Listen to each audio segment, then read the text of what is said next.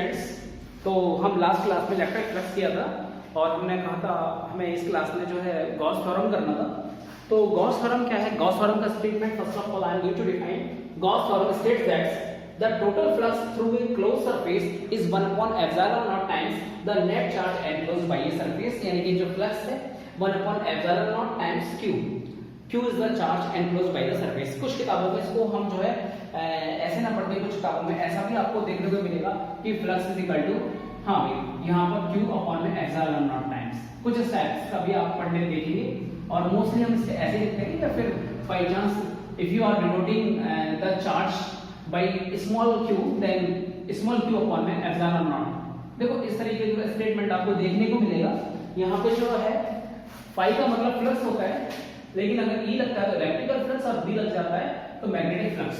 तो हम जो है फाई के साथ जो है सफिक्स में E ऐड करते हैं और उसके बाद हमने ये देखा फ्लक्स के बारे में। तो हाँ भाई, अगर हम दोबारा से एक बार स्टेटमेंट पे ध्यान दें तो statement is saying that Gauss theorem states that the total flux through a closed surface is 1 upon epsilon naught times the net charge enclosed by the closed surface, enclosed by closed surface।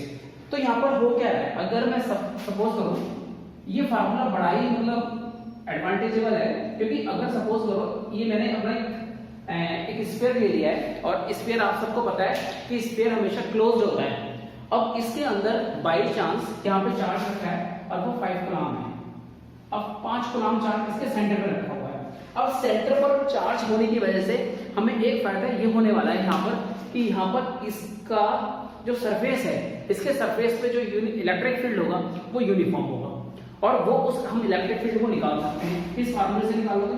Suppose करो इसका radius 7 है, मान लेते हैं 7 metre, तो electric flux E जो है E का वैल्यू हो जाएगा 1/4 पाई एप्सिलॉन नॉट और इनटू में 5/7 का square. Like this you can find electric field at the surface। यहाँ पर इलेक्ट्रिक फील्ड यूनिफॉर्म है।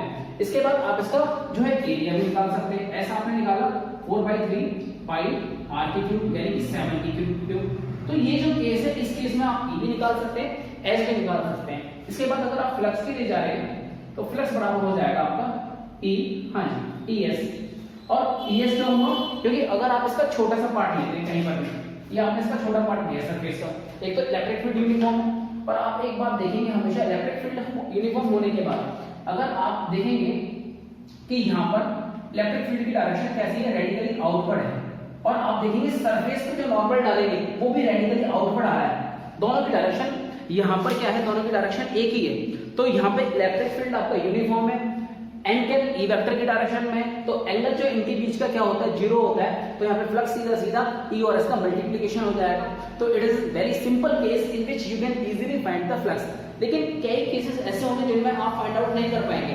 अगर मैं इस 5 कूलम की पोजीशन को चेंज कर दूं, अगर मैं यहाँ पर 5 कूलम कर दूं तो यहाँ पर 5 कूलम करते आप सपोज करो मैंने जो क्यू की पोजीशन है यहाँ पर कर दी 5 कूलम। अब जैसे ही मैंने पोजीशन यहाँ पे 5 कूलम की है, अब यहाँ पर एवरीवेयर यहाँ पर इलेक्ट्रिक फील्ड कुछ और है, यहाँ पर इलेक्ट्रिक फील्ड कुछ और है, यहाँ पर इलेक्ट्रिक फील्ड कुछ और है, यहाँ पर इलेक्ट्रिक फील्ड कुछ और है। अब तो यहाँ पर ये फार्मूला लग ही नहीं सकता क्योंकि इलेक्ट्रिक फील्ड यूनिफॉर्म नहीं है। तब क्या लगेगा? तब आपका फार्मूला लगेगा EDS over the surface S।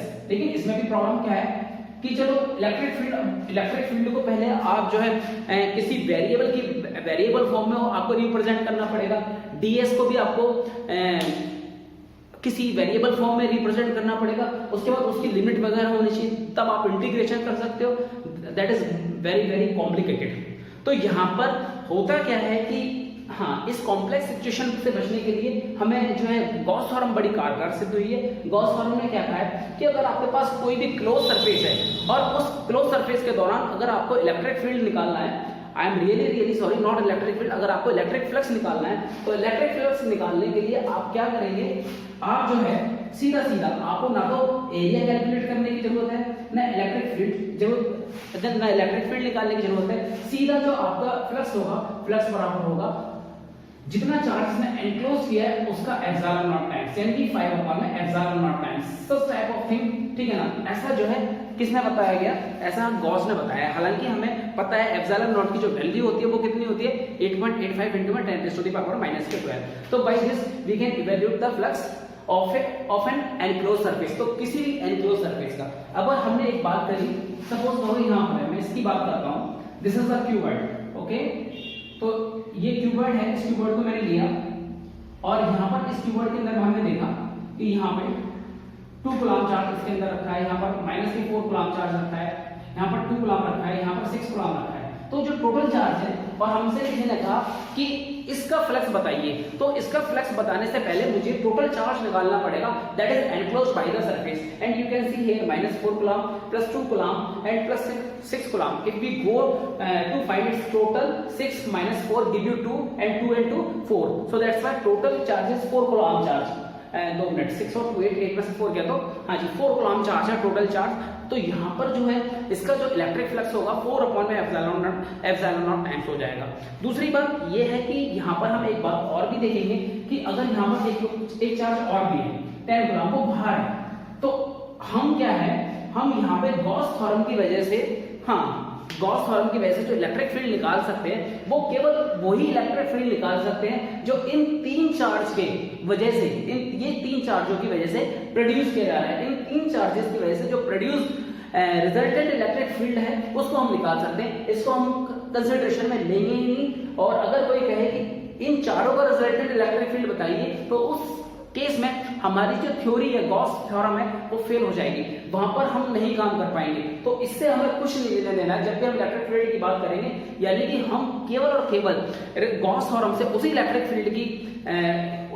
Field की बात कर सकते हैं जो कि प्रोड्यूस होता है उन चार्जेस की वजह से जो एनक्लोज्ड है सरफेस के अंदर। अगर हम सरफेस के बाहर कोई चार्ज है और उसकी वजह से उसको भी अगर आपको रिजल्टेंट इलेक्ट्रिक फील्ड में कंसीडर करना है, तो वो पॉसिबल ही नहीं है गॉस थ्योरम में। उस केस में हमारी गॉस थ्योरम काम नहीं करेगी। सो दैट्स व्हाई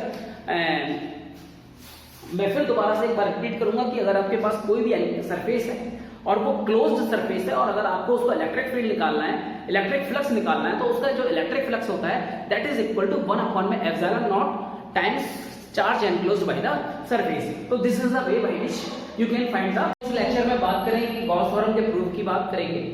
तो गॉस थ्योरम के प्रूफ के लिए हम क्या करते हैं, लेट अस कंसीडर ए चार्ज Q। हमने एक चार्ज Q ले लिया, this is a point charge. अब जो दूसरी बात ये है कि हमने ये जो चार्ज लिया है, दिस इज चार्ज Q। तो चार्ज Q को लेकर हमें अब ये दिखाना होगा कि कोई भी सरफेस है और क्लोज सरफेस है, और वो क्लोज सरफेस इस चार्ज को अगर एनक्लोज करती है, तो उस सरफेस का जो इलेक्ट्रिक फ्लक्स है वो कितना होगा, वो होगा Q/ε0। ये होगा, ये हमें दिखाना है। तो हमें कोई क्लोज सरफेस कंसीडर करनी है दिखाने के लिए। अब वो क्लोज सरफेस क्या हो सकती है, वो क्लोज सरफेस जो है, ठीक है, सपोज करो मैंने ये क्यूबॉइड ले लिया और वो सरफेस क्यूबॉइड भी हो सकती है लाइक दिस, ठीक है। अब प्रॉब्लम क्या है कि अगर मैं यहाँ पर ये क्यूबॉइड लूं, तो क्यूबॉइड के इस फेस पे इलेक्ट्रिक फील्ड की जो वैल्यू यहाँ पर कुछ और होगी, यहाँ पर कुछ और होगी, यहाँ पर कुछ और होगी, यहाँ पर कुछ और होगी, यहाँ पर कुछ और होगी, यहाँ पर कुछ और होगी, एवरीवेयर, ठीक है ना। You will find different values of electric field. तो ये एक परेशानी आएगी। यहाँ पे जो नॉर्मल वेक्टर है उसकी डायरेक्शन ये होगी, यहाँ पे नॉर्मल वेक्टर की डायरेक्शन कुछ ये होगी, यहाँ पे नॉर्मल वेक्टर की डायरेक्शन यहाँ पर कुछ और होगी, एंड क्या, तो ये भी एक प्रॉब्लम आएगी। तो हमें ये देखना होगा कि थोड़ा सा हम इस हिसाब से लें कि जो इलेक्ट्रिक फील्ड है हमें प्रूफ के लिए थोड़ी आसानी हो जाए। प्रूफ इससे भी किया जा सकता है, but it will be more complicated. तो हम कोशिश ये करेंगे कि हम कोई एक ऐसी सरफेस ले लें, एक ऐसी क्लोज सरफेस लें जिसकी बाउंड्री पे जो है, अगर हम इलेक्ट्रिक फील्ड की बात करें तो इलेक्ट्रिक फील्ड जो है सेम आए उसका मैग्नीट्यूड, और उसकी डायरेक्शन के बारे में भी बात करें तो डायरेक्शन के बारे में भी एक ही प्रकार से बात की जा सके। तो ये हम थोड़ा सा ध्यान रखेंगे, और दैट्स व्हाई ऐसा करने के बाद हम यहाँ पे एक स्फीयर जो है कंस्ट्रक्ट करने जा रहा हूं। दिस इज द स्फीयर, और ये मैंने स्फीयर लिया है, ओके, स्फीयर लिया है, और दिस इज माय स्फीयर। तो यहां पर क्या है, late us consider now consider a sphere of radius r having center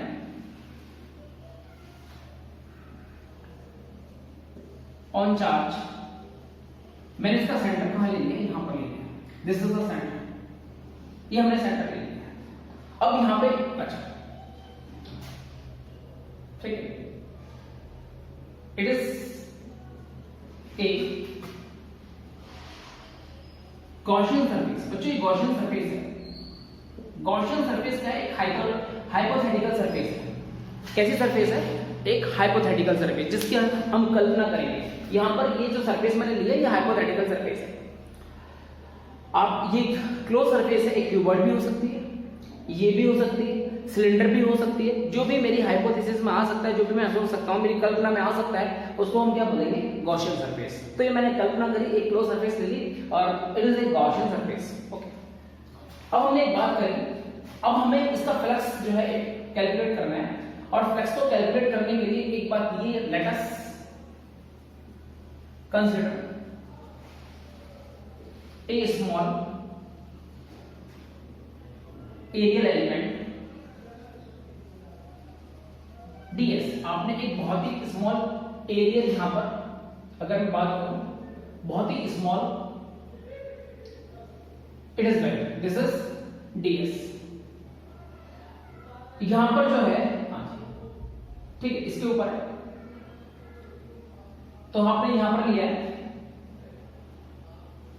electric field, the direction of electric field is radically outward. लेकिन इस सरफेस के ऊपर जो एन कैप होगा वो एन कैप भी रेडिकली आउटवर्ड होगा, और अगर ds वेक्टर की बात करेंगे तो ds vector will be equal to ds n cap. थोड़ा सा और अच्छे से ध्यान, ds vector is equal to ds n cap. तो ये एरिया वेक्टर हो गया। तो यहां पे let us consider small area element ds। तो उसके बाद अगर हम फ्लक्स की बात करें यहां पर, तो फ्लक्स जो होना चाहिए, तो फ्लक्स होगा आपका phi is equal to integration over the whole surface S E vector dot ds vector. Okay, angle जो अगर आप यहां पे देख रहे हैं तो एंगल जो है cos 0, the value of cos 0 is over the surface S. तो बच्चों यहां पर अच्छा एक बात और है, e बाहर आ जाएगा, e बाहर क्यों आ जाएगा? आई टेल यू, ds यहां पे क्यों होगा? ऐसा क्यों हुआ? Because e is constant. e क्या है आपका? e कांस्टेंट है। अगर आप जो है सरफेस की बात कर रहे हैं, सरफेस में आप कोई भी पॉइंट ले रहे हैं, तो वो पॉइंट जो है सेंटर से क्या है? इक्विडिस्टेंट है। तो सरफेस से हमेशा हर एक पॉइंट जो है इक्विडिस्टेंट है। इसकी वजह से हर एक जगह सरफेस के ऊपर इलेक्ट्रिक फील्ड क्या है? सेम है। So that's why this e, and because this e is constant, so that's why it can be taken outside. तो हम इसको क्या कर सकते हैं? हम इसको बाहर ले लेते हैं, और यही हमने किया है, हमने उसको बाहर ले लिया है। तो यहाँ पर e इंटू ds आ गया, तो e इंटीग्रेशन ऑफ ds। तो यहाँ पर ये ओवर द सरफेस ds है। ये जो अगर मैं बात करूं यहाँ पर, ये एक तरीके से 1ds है। अब करना क्या चाह रहे हैं ये निकल, इसका मतलब ये है कि आप सरफेस पर छोटे छोटे स्मॉल पार्ट्स ले रहे हैं। भाई एक बात बताइए, ये मैंने अगर मेरे पास ये कोई भी ये पेपर है, if I take this paper like this, ये मेरे पास एक पेपर है, ये शीट है, और इस शीट के मैंने कहा कि this is the sheet. Okay, तो इस शीट में अगर मैं इसके छोटे छोटे पार्ट कर लूं, मैं कोई दूसरा रफ पेज लेने का कोशिश करता हूँ, देखता हूँ कि मिल जाए तो थोड़ा मुझे मिल नहीं पा रहा है। हाँ, लेट जस्ट ए मिनट। तो अगर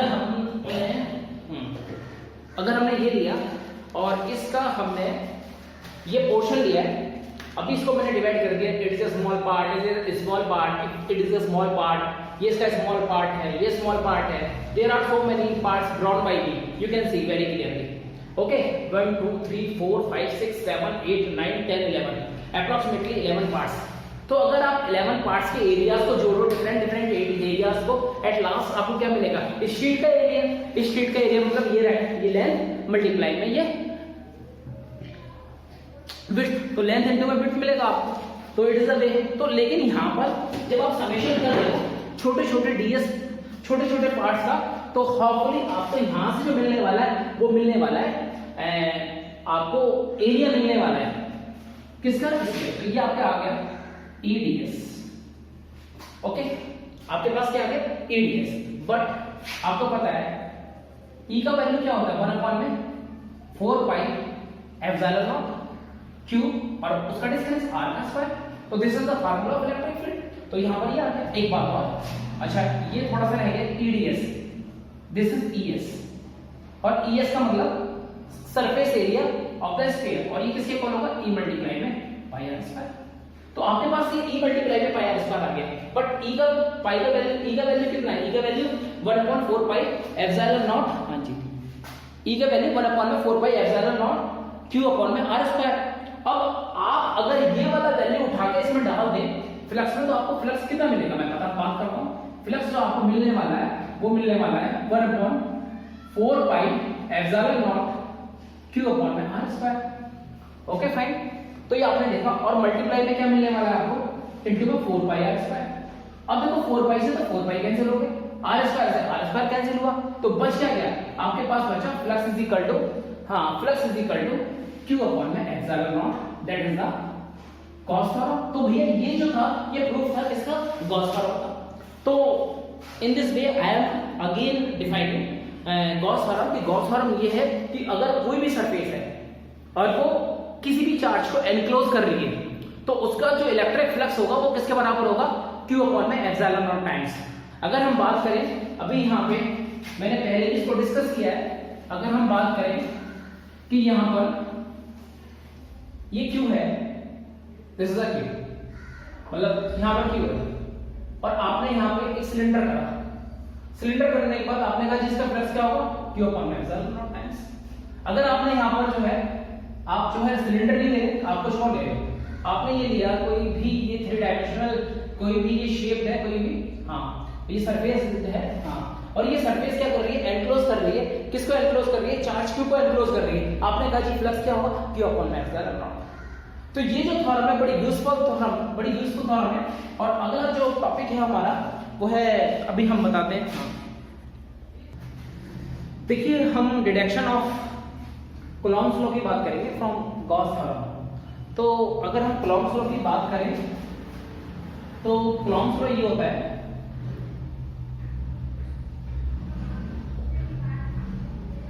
कि force between two charges is equal to 4 pi epsilon naught q1 q2 upon r square. कि अगर दो चार्जेस हैं, एक चार्ज q1 है और दूसरा चार्ज q2 है, तो उसके बीच में जो फोर्स होगी वो कितनी होगी, 1/4 pi epsilon naught q1 q2 upon r square. It is a formula to calculate force. देखो दूसरी बात जो हम करते हैं, हाँ अगर हम दूसरी बात करते हैं तो अगर हम यहाँ पर आगे हम बात करें तो एक तो यहाँ पर इसने ये कहा डिडक्शन ऑफ कूलॉम्स लॉ, हमें डिडक्ट करना है, लेकिन किससे करना है, deduction of Coulomb's law from Gauss theorem. तो अगर आप ध्यान दें कि गॉस थ्योरम को भी हमने पीछे प्रूव किया तो with the help of concept of electric field किया और हमने माना कि सरफेस पर इलेक्ट्रिक फील्ड जो था वो जो है इलेक्ट्रिक फील्ड कितना था, 1/4 pi epsilon naught q upon r square, बिल्कुल ऐसा माना था।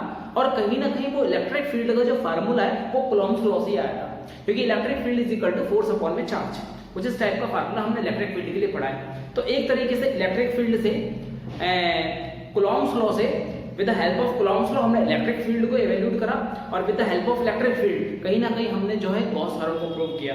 लेकिन अब उल्टा करना है, अब गॉस थ्योरम से हमें किसको डिडक्ट करना है, कूलॉम्स लॉ को। तो आप ये भूल जाइएगा कि हमारे पास लाइफ में कोई इलेक्ट्रिक फील्ड का भी फार्मूला होता है कि 1/4 pi epsilon naught q upon r square. ये आप बिल्कुल ध्यान से हटा देंगे कि ऐसा कोई फार्मूला हमारे पास है। तो ये डिटेक्ट करने के लिए हम सबसे पहले क्या करेंगे, हमने क्या करा, हाँ भाई late us consider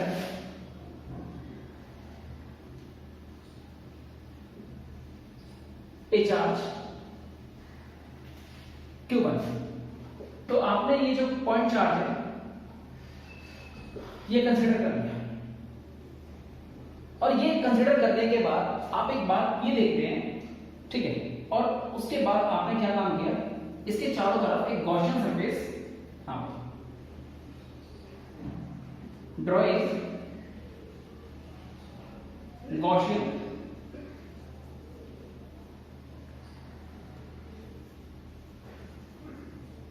Gaussian surface sphere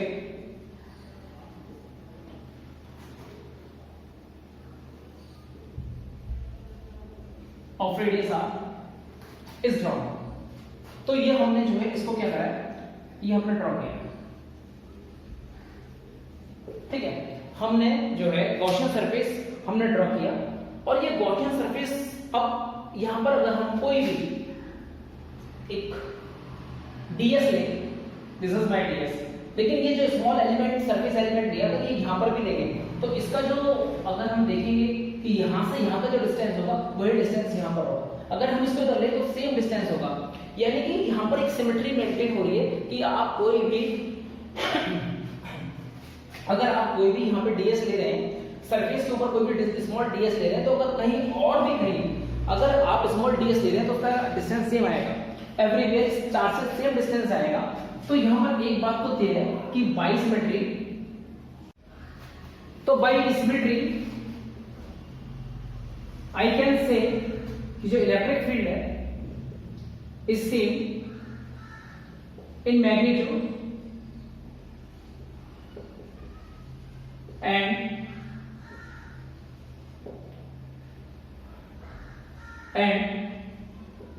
directed radially outward। तो यहां हमने बात करी रेडियली आउटवर्ड की, ओके। तो हमें यह पता लग गया कि इलेक्ट्रिक फील्ड क्या है, सेम है हर जगह। और अगर मैं यहां पे बात कर रहा हूं, अगर ये मेरा इलेक्ट्रिक फील्ड है तो यहां पर मेरा ये n कैप भी है, ठीक है। लेकिन ये मुझे नहीं पता इलेक्ट्रिक फील्ड क्या है, मैंने अपने दिमाग से बिल्कुल जो है ये आप कह सकते हो वॉश आउट कर दिया है कि इलेक्ट्रिक फील्ड का फार्मूला क्या होता था, मुझे बिल्कुल याद नहीं है, ठीक है। यहां पर क्या होता था फार्मूला, लेकिन ये बात है अगर मैं बात करूंगा फ्लक्स की, तो फ्लक्स का फार्मूला होगा फ्लक्स, हाँ लेकिन फ्लक्स का फार्मूला मुझे याद है, फाई वो किसके बराबर है, q अपॉन में एप्सिलॉन नॉट, ये मुझे याद है।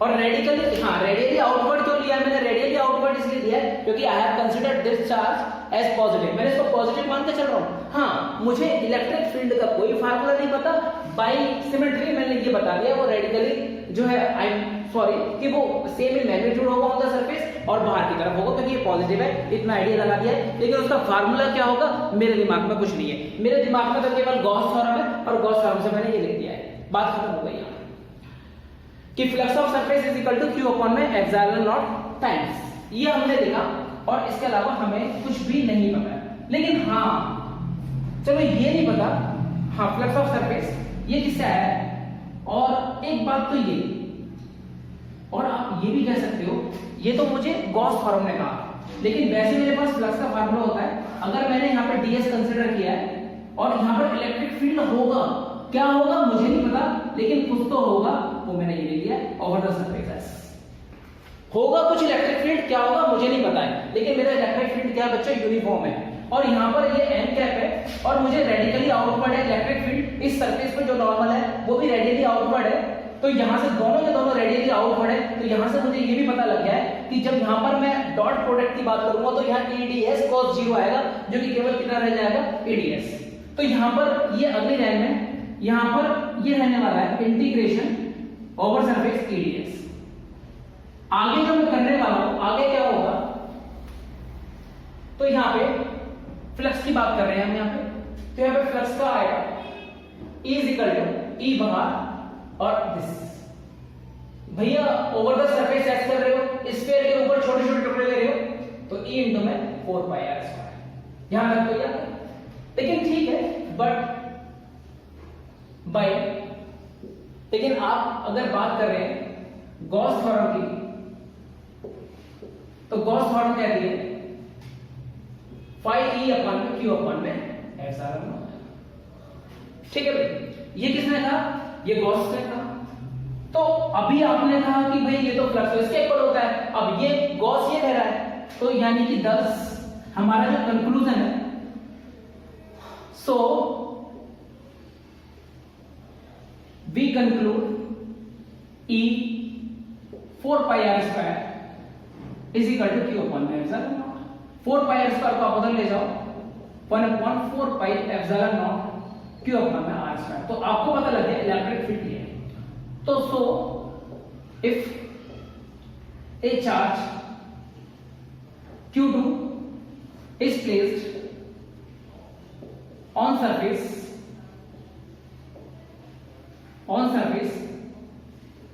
then force on it is given by force is equal to q2e और ये किसके इक्वल हो जाएगा अपने ध्यान में E की वैल्यू अगर आप यहां पे रखने वाले हैं तो you will get 4 pi epsilon naught q1 q2 upon r square that is the Coulomb's law. ये बात हुई आपकी कूलम्ब्स लॉ की। तो बच्चों यहां पर डिडक्शन ऑफ कूलम्ब्स लॉ हमने देखा गॉस थ्योरम से और हमने किया भी। इसके आगे जो है आपको 2-3-4 एप्लीकेशंस आपको गॉस थ्योरम की और करने होंगे। जैसे अगर आपको जो इनफाइनाइट लॉन्ग चार्ज वायर है उसकी वजह से किसी पॉइंट पे इलेक्ट्रिक फील्ड क्या होगा, एक ये आएगा। इसके अलावा एक इनफाइनाइट साइज शीट है, चार्ज शीट है, उसकी वजह से इलेक्ट्रिक फील्ड क्या होगा। तो इन सब के लिए आप गॉस थ्योरम का एप्लीकेशन लगाएंगे। तो आप ये जो 3-4 टॉपिक्स हैं ये आपको देखने हैं घर पे और आगे की क्लास में हम देखने हैं क्या करेंगे। ओके।